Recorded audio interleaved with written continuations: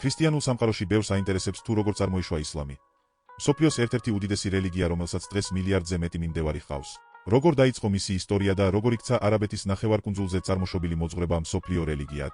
მე-7 საუკუნეში მექაში დაიბადა მუჰამედი, ადამიანი, რომლის ქადაგებამ ახალი რელიგიის ჩამოყალიბებას და ისლამის გავრცელებას დაუდო საფუძველი. დაახლოებით 40 წლის ასაკში, ჰირას გამოქვაბულში მას პირველი გამოცხადება მიეწოდა, რომელიც მუსლიმური რწმენის მიხედვით ღვთისგან მომდინარეობდა. ამ გამოცხადებების საფუძველზე ჩამოყალიბდა ყურანი, ისლამის მთავარი წმინდა ტექსტი.